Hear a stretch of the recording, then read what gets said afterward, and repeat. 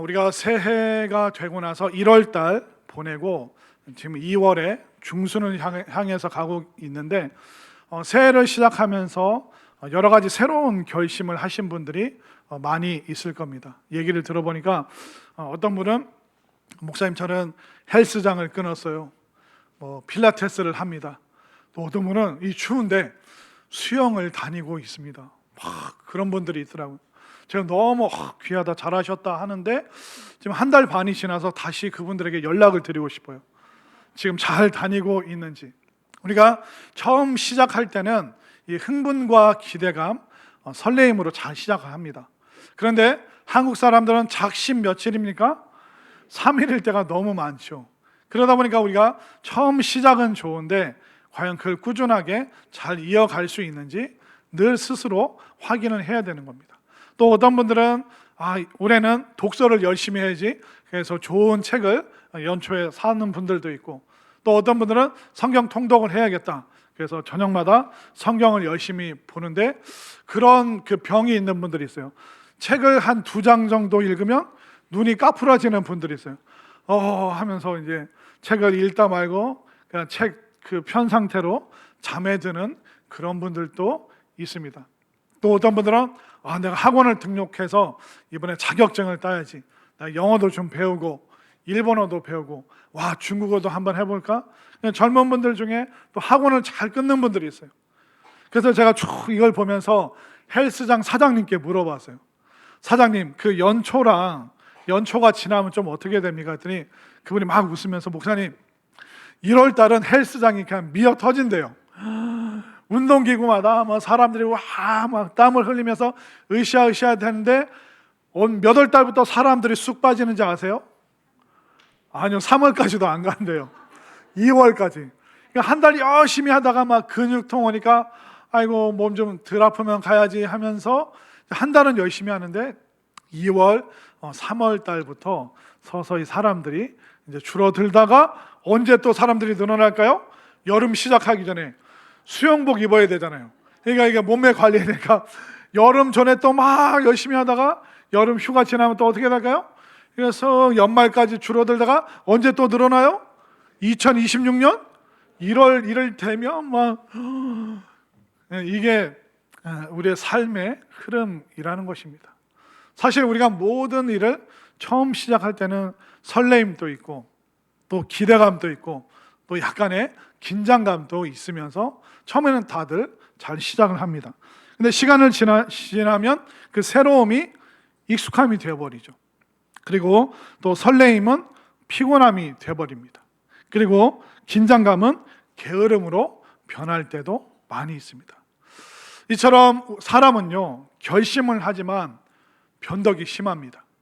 그런데 심각한 것은 뭐냐면 사랑이 변질되고 사랑이 변하면 굉장히 심각해지고 어려워지는데, 바로 오늘 본문에서 이스라엘 백성들이 하나님을 향한 그 사랑이 변질되고 변색된 그 모습을 오늘 보여주고 있습니다. 자, 하나님의 사랑이 이스라엘을 향하는데 이스라엘의 하나님을 향한 사랑이 어떤지 한번 살펴보겠습니다. 자, 오늘 본문 2절 말씀 중반까지 한번 읽어보겠습니다. 2절 말씀 다 함께 시작. 여호와께서 이르시되 내가 너희를 사랑하였노라 하나 너희는 이르기를 주께서 어떻게 우리를 사랑하셨나이까 하는도다. 네, 거기까지 보겠습니다. 하나님이 고백하시죠. 이스라엘아, 내가 너희들을 사랑한다. 근데 이스라엘 백성들이 감히 뭐라고 그럽니까? 주께서 어떻게 우리를 사랑하셨습니까? 하나님이 언제 우리 사랑하셨습니까? 하나님이 언제 우리에게 좋은 거 주셨습니까? 라고 배은망덕하게 이스라엘 백성들이 이런 말을 합니다. 여러분들 참 아이러니한 게 뭔지 아세요? 이 말라기가 창세기부터 시작해서 말라기가 구약의 마지막 성경입니다. 이 구약 전체가 하나님께서 인류를 향한, 이스라엘 백성들을 향한, 믿음의 사람들을 향한 그 사랑의 이야기, 사랑의 스토리가 가득한 그 성경의 마지막 부분에 그 사랑을 체험했던 그들이 뭐라고 말합니까? 하나님이 우리 언제 사랑하셨습니까? 하나님 어떻게 우리를 사랑하셨습니까? 라고 사랑이 변질된 이스라엘 백성들의 모습을 보여주고 있습니다. 하나님의 사랑을 의심하고 있는 사람들의 모습이죠. 근데 사실 이게 이스라엘 사람들만의 문제가 아니라 오늘날 신앙생활하는 우리들도 하나님께 의심을 표현하고 하나님께 실망했습니다. 하나님 어떻게 나한테 이럴 수 있습니까? 라고 하나님께 하소연이 아니라 하나님께 역정을 내는 그런 믿음의 사람들도 있습니다. 사실 저희들도 하나님께 서운할 때가 있잖아요. 하나님, 왜 나한테 이런 일이 생겨야 됩니까? 하나님, 우리 자녀들, 내가 그들 위해서 그렇게 기도하고 노심초사 애쓰는데 왜 이렇게 일이 안 풀리고 미래가 활짝 열리지 않습니까?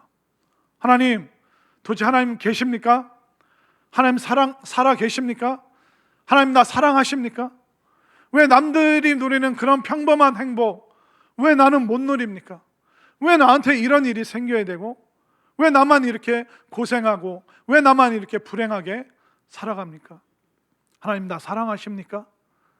이런 하소연을 할 때가 이런 마음의 원망과 실망감, 이런 마음이 뒤죽박죽 된 상태로 우리가 어렵게 의심과 고뇌 속에 살아갈 때가 얼마나 많습니까?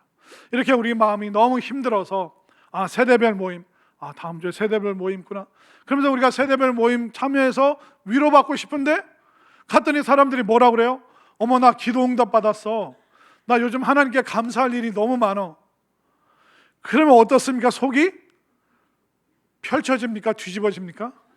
속이 뒤집어지죠. 박수는 치는데 마음이 편치가 않아요. 하나님 어떻게 이러실 수가 있습니까? 기도를 해도 저 사람보다 내가 더 기도했고, 교회를 다녀도 저 사람보다 내가 더 교회 오래 다녔고, 봉사를 해도 내가 더 많은 봉사를 했는데 왜 저들은 응답받는데 왜 나는 응답도 못 받고, 왜 기도의 방향과 전혀 다른 방향으로 내 인생이 지금 흘러갑니까? 하나님 이런 경우가 어디 있습니까? 하나님 너무 섭섭합니다. 하나님 나 사랑하십니까? 라고 이스라엘 백성이랑 똑같은 그런 마음의 의심을 표현할 때가 참 많습니다. 우리가 신앙생활 하다 보면, 인생 살아가다 보면 그 하나님의 사랑에 대해서 의심이 들 때가 있습니다. 근데 그 의심이 말씀 안에서 해결 안 받으면 우리가 더 놀라운 믿음의 세계로, 다른 차원의 세계로 넘어가게 됩니다. 근데 이 의심이 억하심정이 되고 이 의심이 때로는 영적인 반항심으로 잘못 변질되게 되면 우리는 이스라엘 백성들처럼 배은망덕한 말을 하나님께 아뢰을 때가 참 많이 있습니다.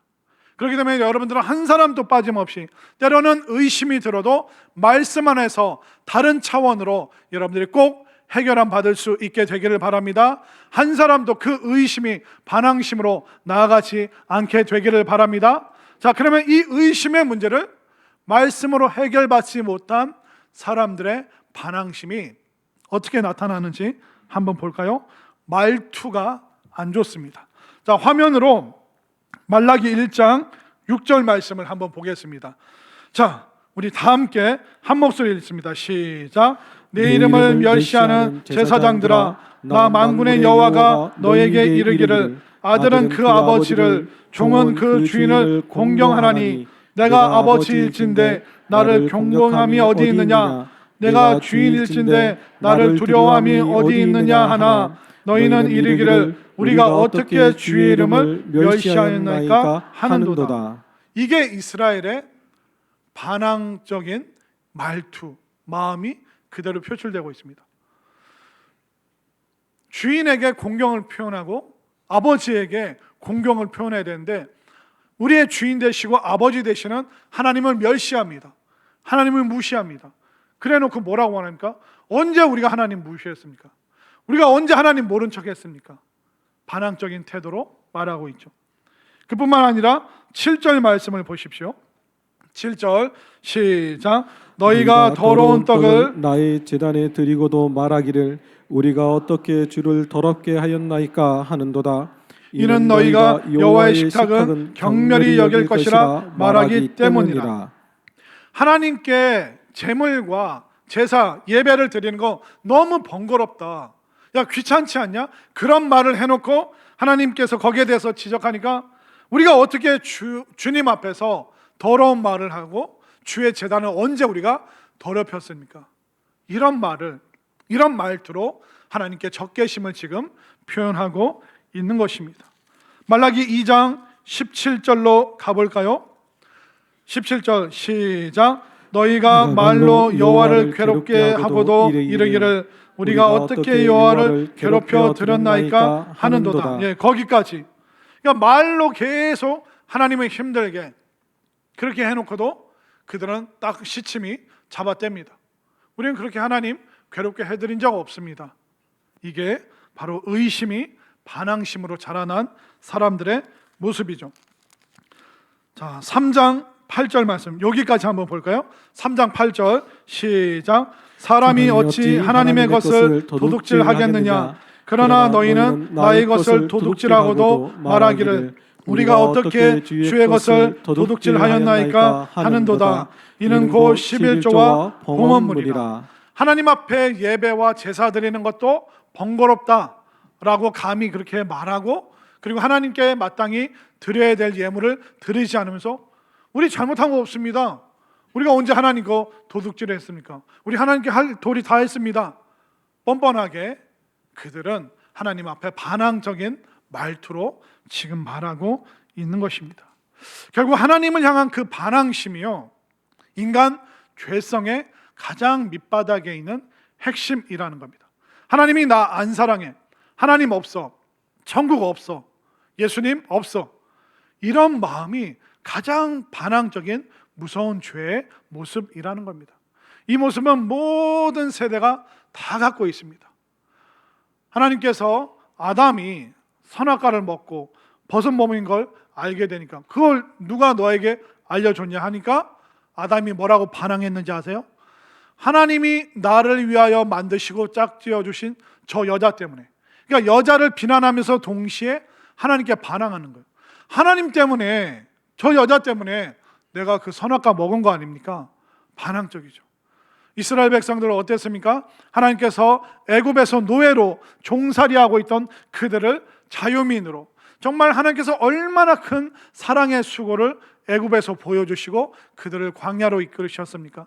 광야를 통해서 가나안 축복의 땅으로 인도하시는데 계속 애굽에서도 반항, 광야에서도 반항, 가나안 땅에서도 계속 거역하고 반항하고 우상 숭배하고, 우상 숭배한 적 없습니다. 계속 이런 식으로 이스라엘 백성들은 하나님의 사랑을 변질되게 만드는 그런 말들을 너무나도 많이 했습니다. 심지어 신약 성경 보시면 어떻습니까? 유대인들, 바리새인들, 그들은 구세주로 오신 그 예수님께 계속 반항적인 모습을 보였던 것입니다. 자, 결국 우리가 알 수 있는 게 뭡니까? 하나님을 향한 그 사랑의 마음이 변질되면, 하나님을 향한 그 사랑의 마음을 잃어버리면 의심이 생기고, 그 의심을 말씀으로 해결을 못 받으면 그 의심이 반항심으로, 그리고 하나님을 향한 사랑이 없으니까 사람도 더 이상 사랑하지 않게 되는, 사랑을 다 잃어버리는 그런 상태가 되어 버리는 것입니다.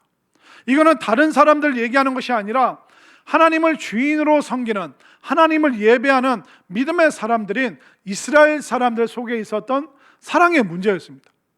그렇다면 오늘날, 그러면 안 되겠지만 교회들이 하나님을 향한 그 사랑을 잃어버리잖아요. 그럼 사랑이 없는 교회는 어떻게 되는지 아십니까? 사랑을 잃어버린 교회에서 나타나기 시작하는 현상이 뭐냐면, 모든 보고가 서류 보고로 가득 찹니다. 서류로 보고하고 또 서류로 결과를 확인하고, 그럴 수 있죠. 일시, 장소 그런 걸 확인해야 되기 때문에 서류가 오고 가야 됩니다. 그런데 그 안에서 결정 과정을 굉장히 복잡하게 만듭니다. 그러니까 사랑이 식어지기 시작하면 사람을 대면하는 게 아니라 서류가 좋아. 그리고 회의로 모이겠습니다.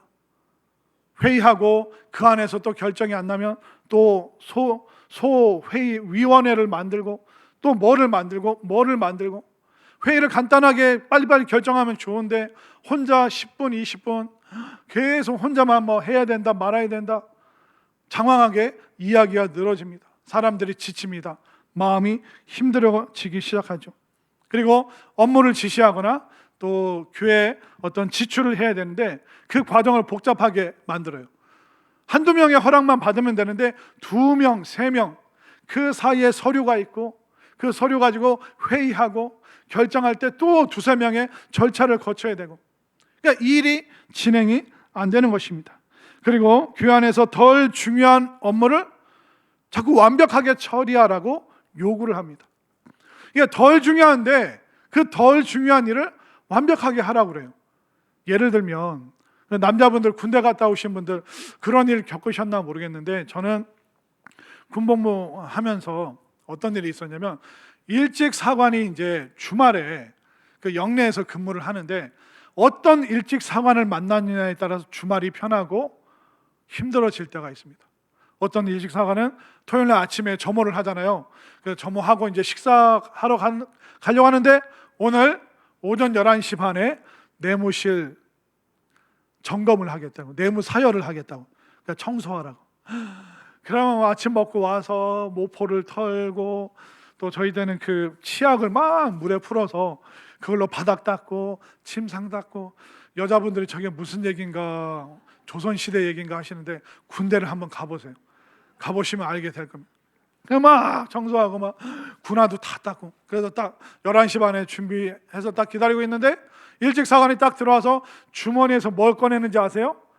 하얀 면장갑을 탁 꺼냅니다. 그 면장갑으로 어디를 쓱 닦을까요? 창틀을 쓱 닦는 거예요. 그러면서 이거 보라고, 처음부터 다시 하라고, 오후 4시에 다시 사열하겠다고. 그러니까 그걸 아는 병장분들이 창틀을 다 잘 닦았어요. 병장들이 막 나서서. 그런데 그 하얀 면장갑 손가락으로 창틀 모서리 있잖아요, 여기 끝에, 거기를 막 후벼 파는 거예요. 이거 보라고, 다시 하라고, 이따 오후 4시에 다시 점검하라고. 저는 그래서 제가 손을 들고 일찍 사관에게, 이등병 때 손을 들고, 일찍 사관님 당신 집도 그렇게 깨끗하게 점검합니까? 관리합니까?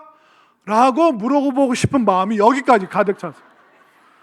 너무 이게 답답하고 화가 나다, 하루 종일. 근데 또 다른 데 흠잡으면 어떻게 합니까? 사랑이 없잖아요. 그런 사람을 그런 걸로 괴롭힙니다. 덜 중요한 거잖아요. 아니, 나라를 지키고 지역을, 부대를 지키고 그게 중요한 임무인데 덜 중요한 임무를 완벽하게 처리하라고 합니다. 심지어 교회에서도. 그리고 달성하기 어려운 고퀄리티를 계속 요구하는 거예요. 교육자분들 이렇게 하세요, 이렇게 하세요. 한 사람도 놓치면 안 됩니다. 이렇게 해야 됩니다. 권사님, 장로님, 지사님 이렇게 하면 됩니까? 부서에서 교사들끼리 사랑이 없으면요, 서류로 막 잡들이를 합니다. 영수증 그거 어디 갔냐고.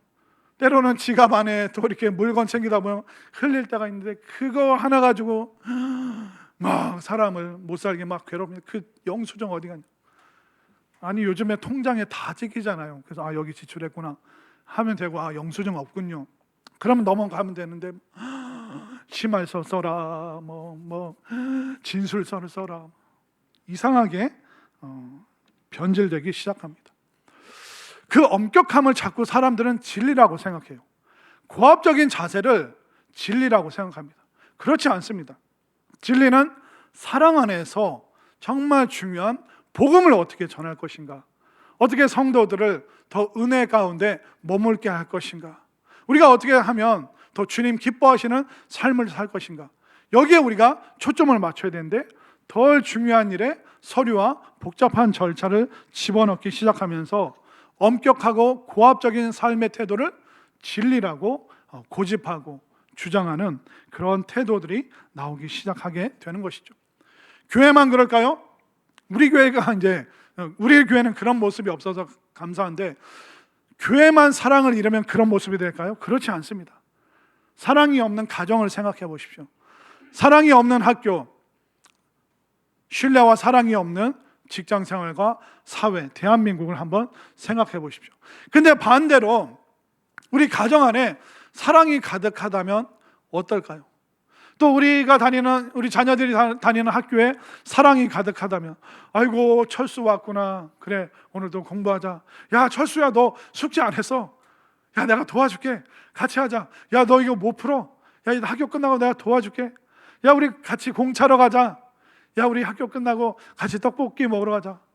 이 사랑이 가득하다면, 또 직장 출근했는데 또 으쌰으쌰 또 우리 열심히 합시다, 우리가 최선을 다합시다, 이번 달도 우리가 정말 놀라운 성과가 있었습니다, 애써주신 직원분들 너무 고맙습니다. 우리 사회와 또 대한민국의 가정이, 또 우리 교회가 그 사랑이 이 끊임없이 가득하고 충만하게 흘러넘친다면 얼마나 그곳이 복되고 아름다울까요?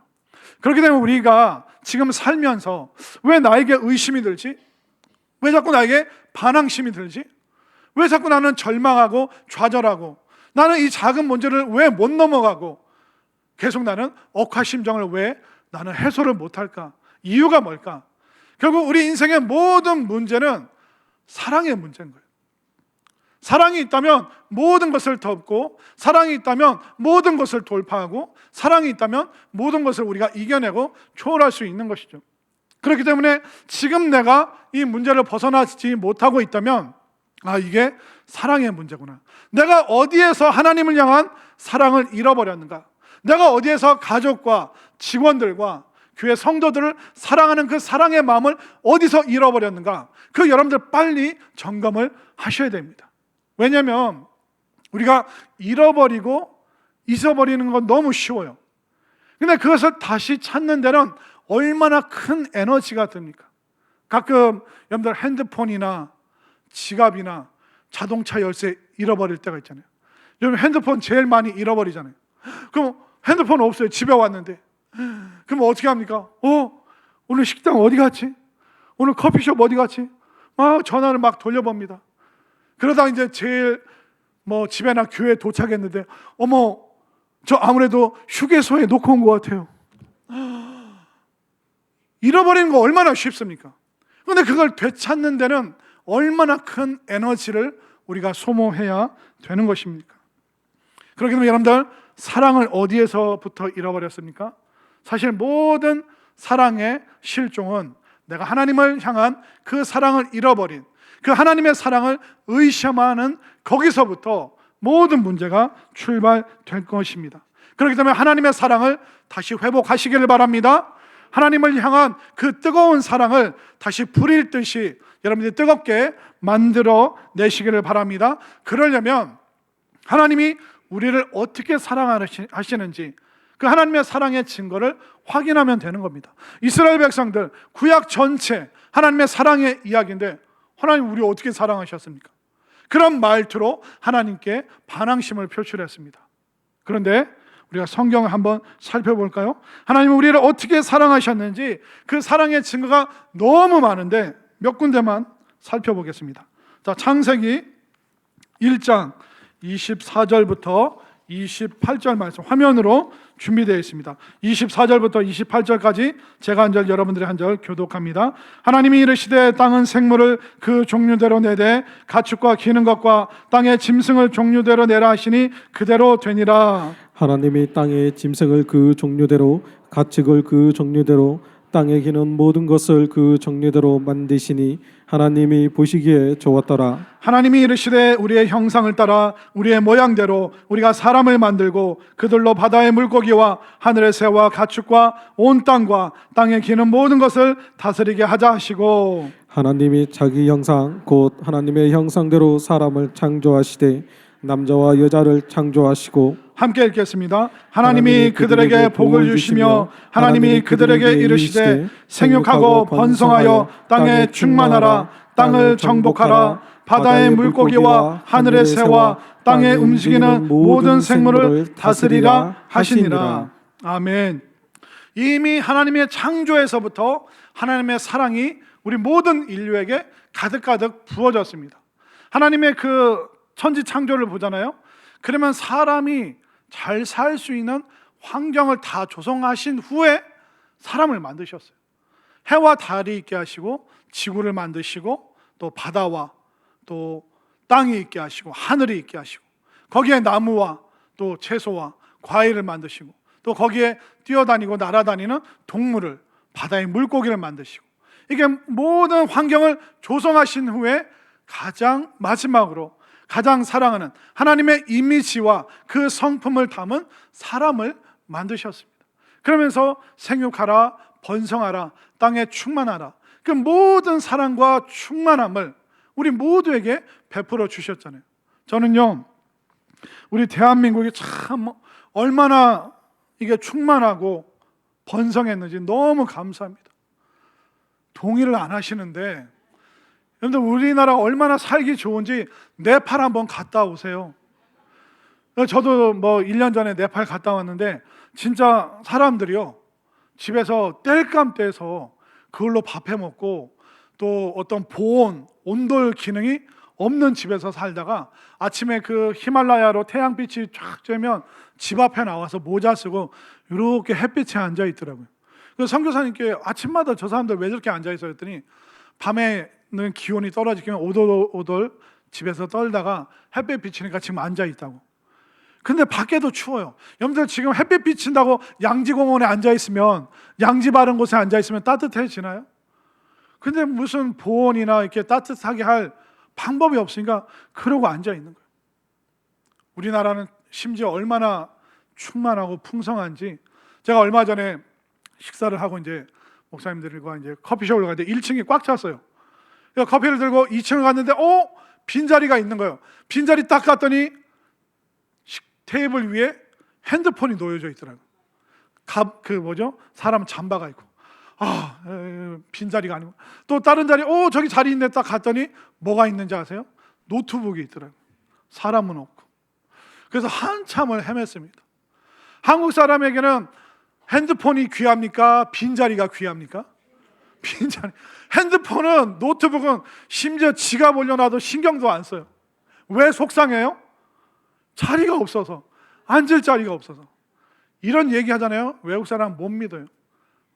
외국 사람들은 핸드폰, 지갑 있으면 다 훔쳐간대요.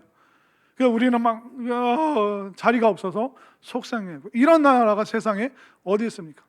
하나님께서 여러분들에게 풍성함과 은혜와 놀라운 사랑을 베풀어 주셨음을 이미 벌써 빨리 믿으시기를 바랍니다. 또 한번 볼까요? 광야에서 하나님이 어떻게 사랑하셨는가?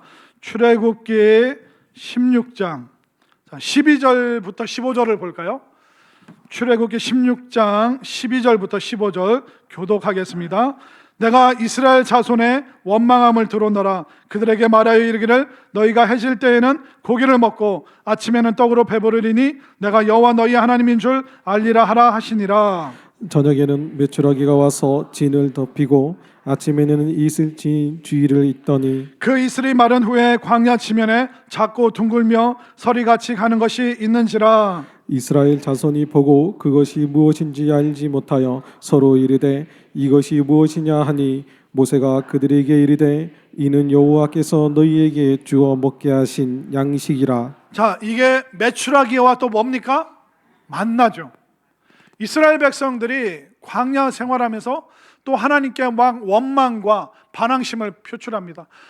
우리가 애굽에서 그 고기 손 옆에서 고기 먹던 사람들인데 이 광야에서 먹을 게 없네. 우리를 줄여서 죽게 하려고 하시나?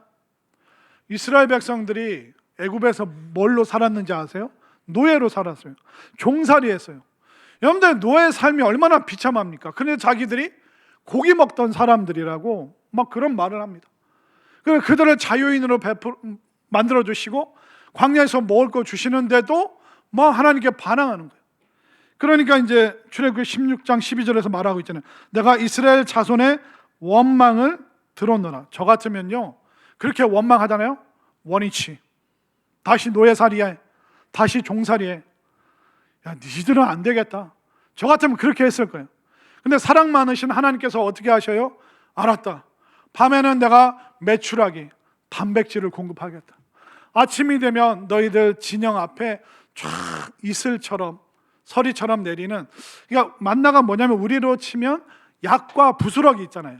그 약과 덩어리 부스러기 그게 쫙 있는. 그래서 아침에는 탄수화물을 먹는 거예요. 밤에는 고기 먹고 아침에는 탄수화물 먹고. 이게 얼마나 감사가 넘치는 거예요. 근데 제가 우리나라를 생각해 보니까 우리도 이미 대한민국도 이미 메추라기와 만나가 풍성하구나. 그걸 어떻게 알 수 있냐면 많은 주부분들이요 식사 때가 돼서 요리하려고 냉장고 문을 확 열면서 뭐라 하는지 아세요? 먹을 게 없네. 여러분들 주부분들 집에 가서 냉장고 열어보세요. 락앤락에 그 요리 그릇에 쫙 반찬 가득가득, 더 넣을 자리가 없을 정도로 냉장고에 반찬이 꽉 차 있는데 주부들이, 대한민국 주부들이 냉장고 열면서 뭐라 한다요? 먹을 게 없네. 그리고 주부분들이 또 안방에 들어가서 외출하려고 옷장을 쫙 열었는데 뭐라 그래요? 입을 게 없네. 제가 여러분들 신방 가서 옷장 다 열어볼 거예요. 진짜 입을 게 없나? 가득가득 있는데도 없다고 그러나. 여러분들 우리가 일본의 나라를 빼앗기고 동족 상잔의 비극을 겪고 에티오피아, 터키, 필리핀 이런 나라의 원조를 받던 우리나라가 지금 어떻게 됐습니까? 만나와 메추라기가 가득하고 주부분들은 너무 풍성해서 냉장고 열고도 먹을 게 없다 그러고 옷장 열고도 입을 게 없다고 하는, 세상에 이렇게 복된 나라에 우리가 살고 있는 줄 믿으시기를 바랍니다. 예전에 제가 어떤 탈북한 남자분의 에피소드를 들었는데 왜 탈북했나 들어봤더니 만두 때문에. 무슨 얘기인가 들어봤더니 이 탈북한 남자분이 북한에서 고위 관료의 아들이에요. 또 공부도 잘하고 똑똑해가지고 프랑스로 유학을 간 거예요. 근데 우리도 프랑스 유학 가기 힘든데 북한 사람이 프랑스 유학 갈 정도면 얼마나 대단한 집안 사람이겠습니까? 그러니까 북한을 벗어나서 프랑스 오니까 인터넷을 마음껏 하니까 도대체 남조선은 어떤 땅인가 해서 그 대한민국의 연애, 스포츠, 드라마 그걸 쫙 봤대요. 근데 어느 날 예능 프로를 보다가 충격받고 탈북을 결심했대요. 예전에 유재석 씨가 이렇게 그 가운데 서 있고 그 연예인들이 나와서 자기가 좋아하는 집에서 쉽게 할 수 있는 그 간편식을 소개하고 또 품평하고 대화하는 그런, TV를 아무도 안 보시는구나. 한 10몇 년 전에 그런 게 있었어요. 이제 그러니까 이제 그 어떤 연예인이 집에서 만두로 만드는 쉬운 요리를 딱 꺼내니까 그렇죠. 집집마다 다 냉장고에 냉동실에 만두는 다 있으니까 그 꺼내서 하기 쉽겠네요. 근데 그 말에 충격을 받은 거예요. 집집마다 만두가 냉장고 안에 있다고? 자기는 고위 관료 집안으로서 만두국 1년에 두세 차례 명절 때나 겨우 맛볼 수 있는 그 만두를 대한민국 사람들은 누구나 다 집에 있다고? 쉽게 맛볼 수 있는 메뉴라고? 진짜인지 아닌지 내가 확인하러 가야지 하고 그 만두 때문에 그가 탈북해서 왔더니 대한민국 사람들 냉장고 열었더니 뭐가 있어요? 만두만 있어요? 동그랑땡도 있더래요. 모듬전도 있더래요. 작년 먹다 남은 송편도 있더래요. 이게 어떻게 된 겁니까? 이런 혁명적인 냉장고는 처음 봤대요. 여러분들은 지금 천국 바로 아래에서 살아가고 있는 줄 믿으시길 바랍니다. 아직도 냉장고에 먹을 게 없고 옷장에 입을 게 없다고 하시는 분들은 북한에 우리가 후원할 회암 선결교를 다 보내드릴게요. 회암교회 밑에가 어딘지 아세요? 오지 중에 오지? 아오지 탄광이 거기 있어요. 그래도 안 되겠다 그러면 물길으로 아침마다 2-3km 걸어야 되는 제가 아프리카로 여러분들 보내드릴게요.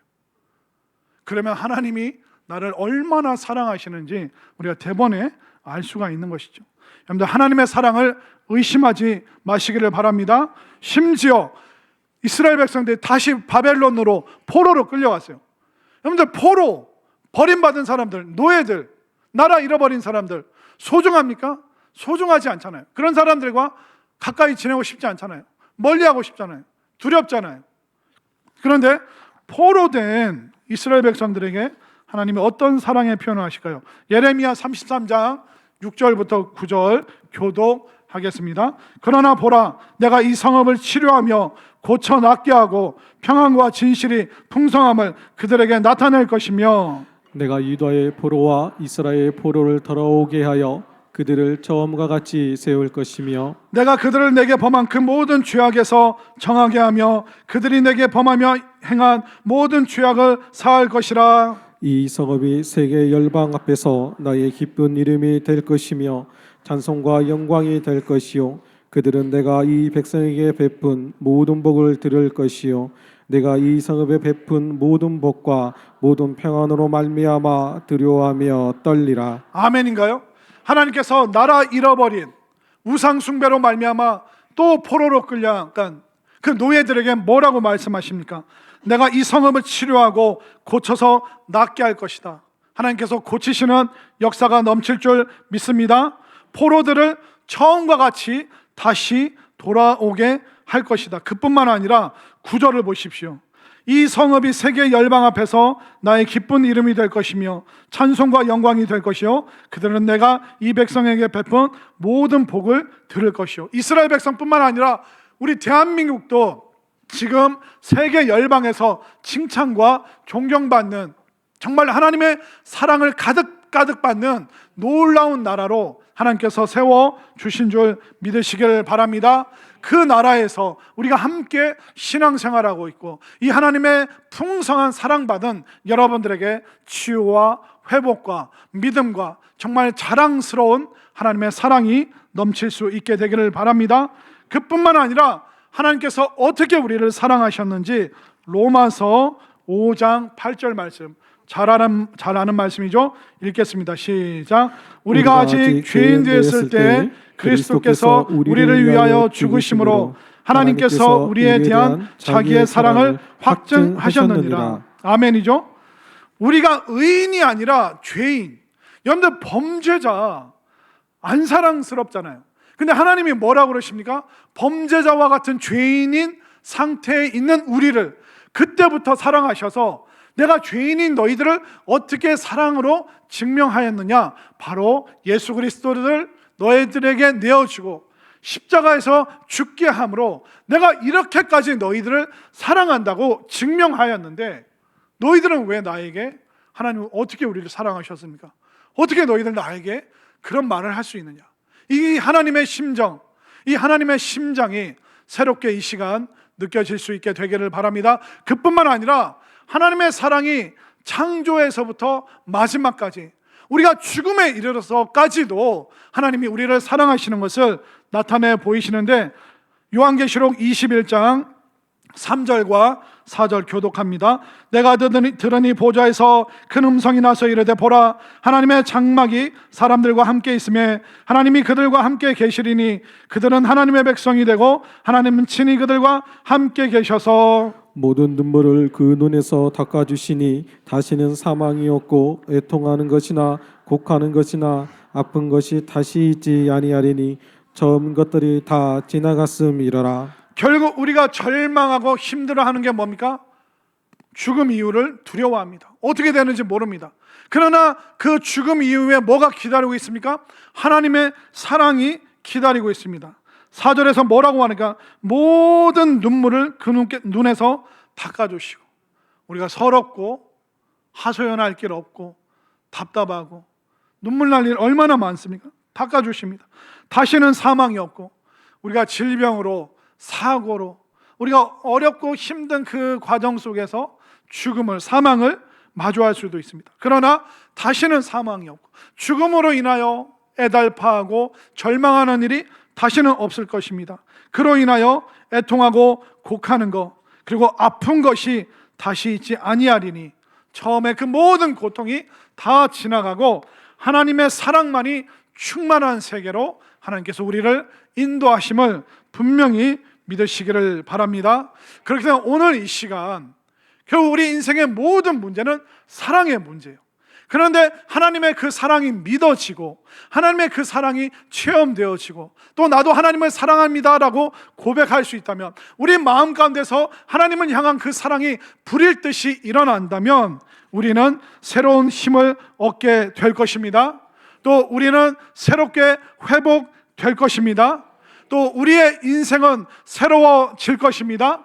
그 사랑으로 말미암아 우리는 인생의 모든 환경을 돌파하고 이기고 믿음의 자리에 우뚝 설 줄로 믿습니다. 다시 한번 이 모든 말씀을 통하여 하나님의 사랑을 다시 한번 사랑이 증명되었기에 그 하나님의 사랑을 아멘으로 받아들이시고 인생의 모든 문제는 사랑의 문제이기 때문에 잃어버렸던 그 사랑 다시 회복하여 다시 가정으로 또 일터로 또 삶의 자리에서 승리를 경험할 수 있는 우리 모두가 될 수 있기를 간절히 소망합니다.